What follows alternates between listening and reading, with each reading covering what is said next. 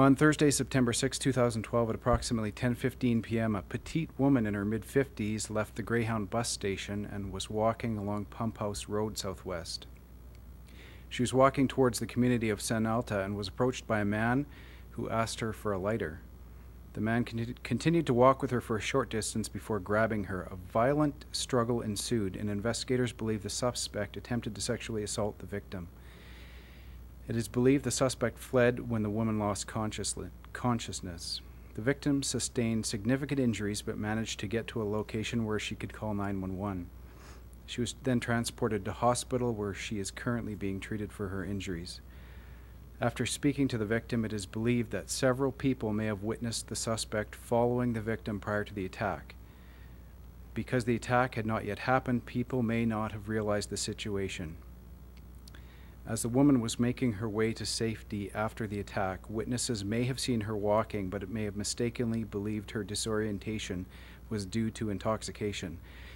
Calgary Police Service is asking anyone who may have seen anything related to this incident to contact them at 266-1234 or to call Crime Stoppers. The suspect is described as a Caucasian, 6 feet to 6 foot 2 inches tall, approximately 35 years of age, with a medium build, clean-shaven, with short, tidy dark hair that is shorter in the front and collar length in the back. He was wearing jeans and a short sleeve shirt. Why the more information that they release now? Due to the extent of the victim's injuries, she was not able to give us a full account of what had happened on the 6th. And we've interviewed her subsequently a number of times, and each time we get more information. So that's why we're releasing more information today. And it was today that we found out that we believe there were several people who may have seen the victim with the suspect walking with her, and we believe there are several people that may have seen the victim post-attack walking in the area. So we're looking for anyone who may have information to call police. Can you kind of just go through, so he appeared very friendly at first, did she say? Yes, according to the victim, it seemed like a fairly typical encounter where somebody asks for a light or a lighter, and he began to walk with her, and that's when her suspicion became aroused, and shortly thereafter he attacked her. It's unclear on the press release, it says that she became unconscious. Did he knock her out? We don't know for certain how she became unconscious. We know that it was a violent attack, and somewhere during the course of the event she was knocked unconscious. Did he have any kind of a weapon or anything like that? There was no mention of a weapon. How severe was this? These were severe injuries. She's a small lady, just over 5 feet tall.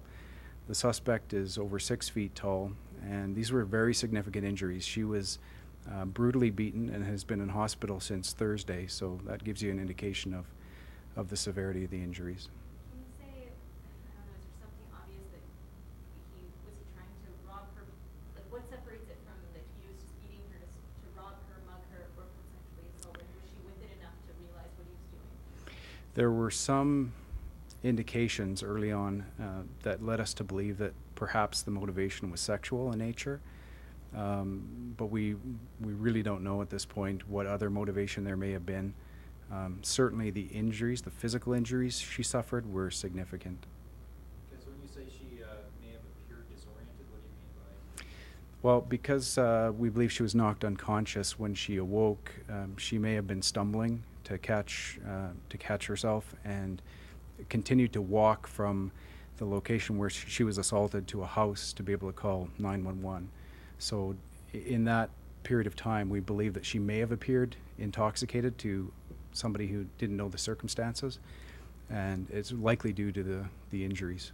Do you know a more specific location as to where, as far as she was knocked unconscious, and then between there and the house, is there a more specific location other than along Pumphouse? My understanding is at 16th Street that she walked along.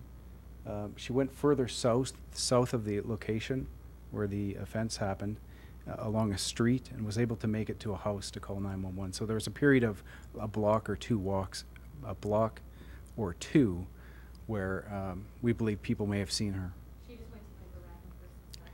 She went to a house where she knew someone at that location. Can you say what she was doing? Did she just arrive somewhere? Yeah, she had just arrived at the Greyhound station from a bus trip and was walking to a location that she knew. So is she from Calgary or is she visiting somebody? She's from Calgary. And can you say, like, so she was knocked out and is believed then the guy just was scared and took off, or can you go through that? That's something we're hoping the public could perhaps help us with. We're not sure how long the offender was there post-assault, after the victim was unconscious. Perhaps somebody saw something, and we're unclear at this time as to why the offender left the scene. Just that she was not actually sexually assaulted. Right, she was fully clothed when she awoke. Good. So when you describe the haircut in the release, is it safe to call this like a hockey mullet? I don't think it's past the collar length. It's at collar length.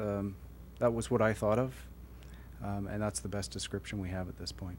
How concerning is this? I mean, she's just minding her own business. Yeah, police, we're always concerned when there's random attacks like these. Our understanding is she had decided for whatever reason to walk from the station to a house and was minding her own business.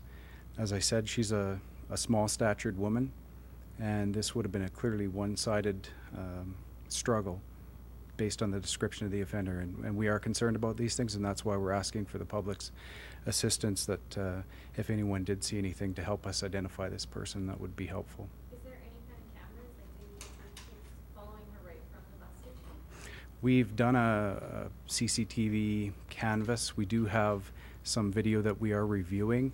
None of the video that we've seen so far contains the image of the suspect. Is this still believed to be a one-off incident, not related to any other recent attacks? That's right. We do not believe this is related to any other attacks based on the time frame and the description of the offender that we have at this point. Are you going to consider doing a sketch or something?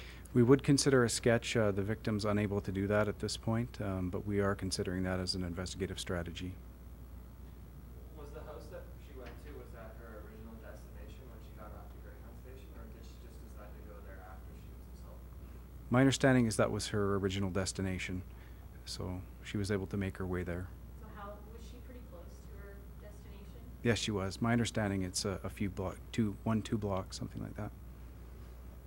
And is this something she could be in the hospital for quite some time? We just really want to get across the severity of this. I don't know how long she's expected to be in the hospital, at least until tomorrow. Beyond that, I'm not sure, but they were significant physical injuries. Okay. And can you tell us any more about why these witnesses? She just saw people in the area? We have done some subsequent interviews. We believe that at that time there was a number of people at the skate park. There was an event at a location nearby that was letting out. We believe there was enough foot traffic or vehicle traffic in the area that someone from the public may have seen this individual. Can you specify the events? I think it was at the Pumphouse Theater. I think that was. And she wasn't robbed or anything like that? She doesn't remember him threatening or saying anything? No, we're not sure. And again, this is why we're a bit confused as to what the actual motive was. We don't believe that there's any indication of. We're uncertain as to what the motive is what I'm trying to say. But enough that sex crimes is investigated, so you must Right. accept it. Initially, we had elements of the offense led us to believe that the event was motivated by sex, and subsequent to that, we believe that the injuries that the victim sustained are far more concerning to us.